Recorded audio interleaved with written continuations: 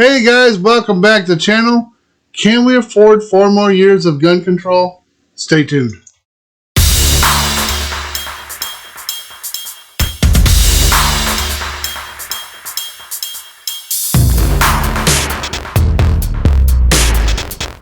So the Democrat held their national convention in the last week. There is a whole segment from them about the freedom from gun violence. And they tell us this heart-wrenching story about this mother who lost her only child and how he was shot.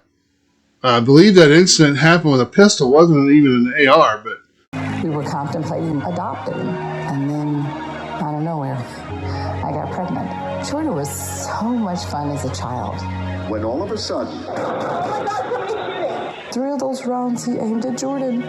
Jordan didn't deserve to die that way. It's the most sweeping gun violence legislation in 3 decades. Keeping guns out of the hands of criminals. Expanding background checks. Closing loopholes. We're finally past red flag laws, universal background checks, and an assault weapons ban. Kamala understands the fight. NAGR, which is National Association of Gun Rights. And I'm just going to read that text for you. I'll put it up on screen as well. Kamala Harris wins the White House this November. Federal jackboots will soon be at your door if you and I don't fight back with everything we have. If we seize control of both House and Congress, everything will be on the table, including new so-called assault weapons bans. This California-style ban, there again is California California-style ban would outlaw 200 specifically named rifles, shotguns, and pistols for a few cosmetic features gun grabbers think are scary. I also want a national gun registry. So, back in the early 30s, 38, 39 or whatever, when Hitler took power, one of his moves was to invoke a gun registry.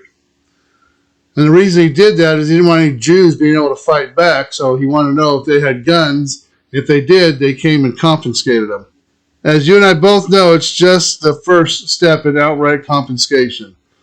And then this week, NAGR was at the UN conference for Small Arms Treaty.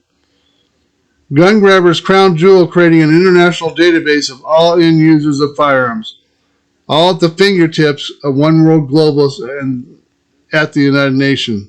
One of the best ways that we can conserve our money during these times is to not elect officials that want to infringe upon your God-given rights, your Second Amendment, your First Amendment, your Fourth Amendment.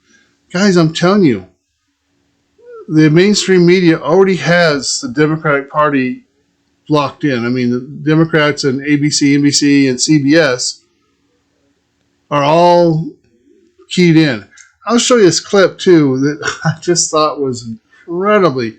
This woman is so leftist, and if you've ever seen The View, you know exactly what I'm talking about. Whoopi Goldberg. They're interviewing Bill Maher, who is basically, and I'll play these clips, basically kind of bashing the left. I have a question for you, because I don't know if you've noticed what I've noticed, but I find that oftentimes when I'm watching the news, I'm only getting portions, because one of the things that happens, I was listening to you talk about the kids that had the Hamas flags. It reminded me of when people were saying Antifa is there, and doing that. So bad players show up and make stuff happen. But do you find that the view that we're being shown seems to be meant to guide us into thinking about people one way, when in fact it may be a much bigger conversation? Oh, of course. And then she points out this one fact after break. She points out the media only gives one side of the story.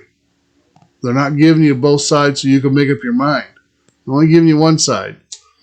Guys, 4 more years of gun grabbing. Well, let's take a look. How much money do you think was spent on bump stock ban?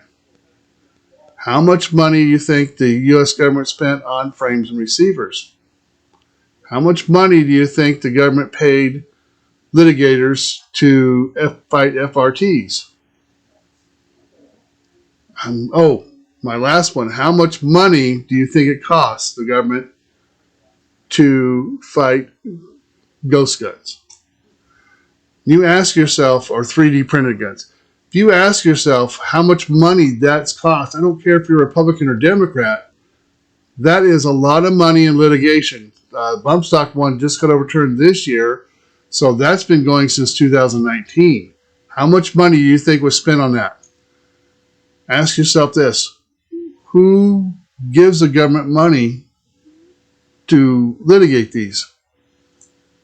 Taxpayers. Plain and simple, taxpayers pay for it. So guys, if you want your cost of living to go down, let's start voting for, and they can even be a Democrat as long as they are 2A friendly and don't want to infringe upon our rights.